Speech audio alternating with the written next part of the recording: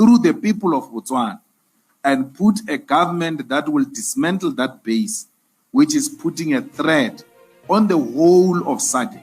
As you all may already know by now, Botswana has a new president, His Excellency Duma Boko, who happens to also be a strong Pan-Africanist that has been fighting for the complete sovereignty and self-determination of the African continent. Boko's election represents a significant shift in Botswana's political landscape, as he has made it clear that he will pursue a more assertive, Africa-centric foreign policy compared to his predecessor.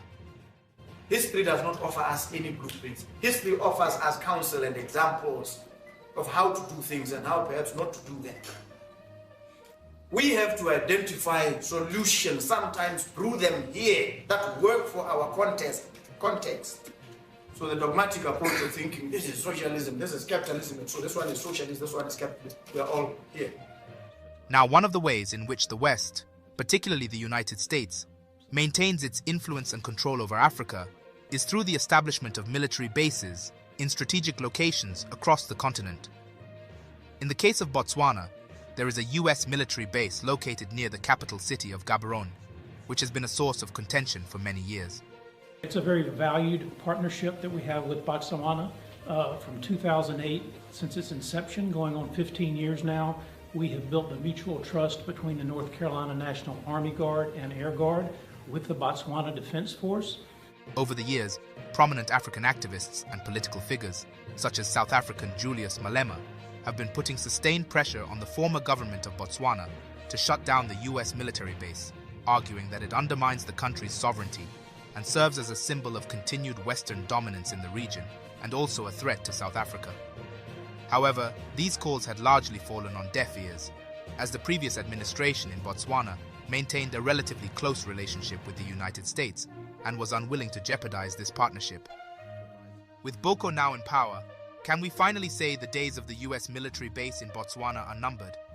Let's analyze.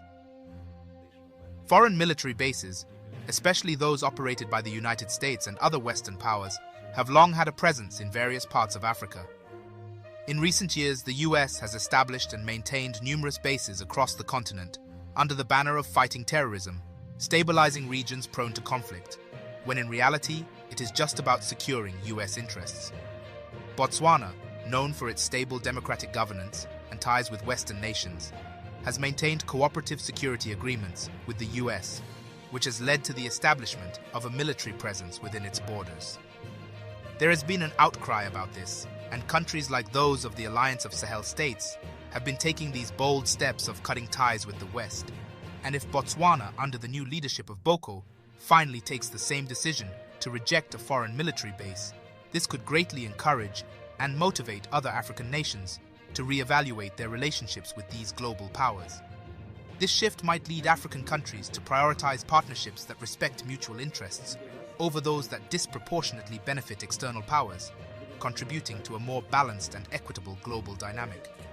This move will also symbolize a significant step towards unity and self-reliance among African countries seeking full autonomy. This collective shift strengthens the image of a unified Africa, capable of managing its own security without dependency on Western nations.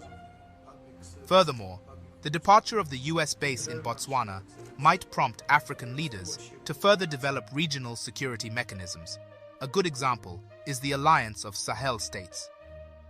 Organizations like the African Union and the Southern African Development Community could bolster their peacekeeping missions and empower African nations to handle internal and regional conflicts, fostering more robust inter-African cooperation. Of course, there is no doubt that the removal of a US base, while symbolically and strategically significant, could have economic implications for Botswana and potentially other African nations that follow suit. Foreign military bases often support local economies through jobs, infrastructure, and financial assistance. For countries like Botswana, withdrawing from these foreign military alliances might necessitate increased defense spending and more investment in domestic security forces.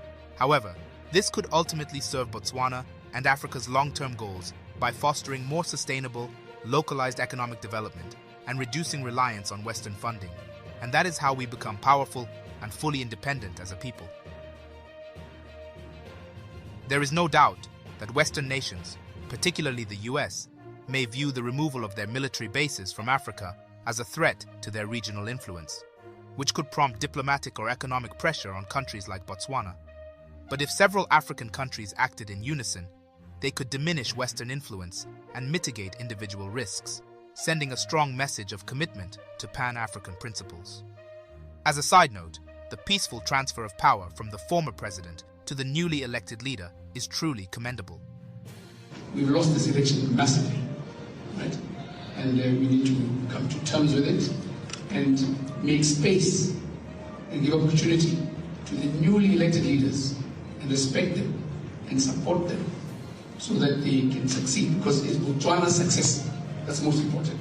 This sets a positive example that other African countries would do well to follow. This demonstrates our continent's capacity for stable, drama-free governance that the world should take note of. This is Uplifting Africa. Please share your thoughts with us in the comments section, and also consider subscribing to the channel for more of such videos. So the dogmatic approach of thinking, this is socialism, this is capitalism, and so this one is socialist, this one is capitalist, we are all here. History does not offer us any blueprints. History offers us counsel and examples of how to do things and how perhaps not to do them.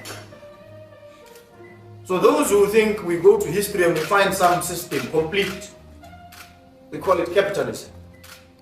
We bring it and we apply it. Or we find some system complete, socialism. They are wrong, plain and simple. We have to identify solutions, sometimes brew them here, that work for our context. It is important for us to appreciate this, so that our competition is not about plundering the libraries to find what Karl Marx says in Das Kapital Volume 3, or what Lenin says in What is to be Done. No, we read these because, as the authors themselves said, these are but guides to action, not dogma. So the dogmatic approach of thinking, this is socialism, this is capitalism, and so this one is socialist, this one is capitalist, we are all here. And if you want to label me at any point in ideological terms, I belong to the social innovation movement. I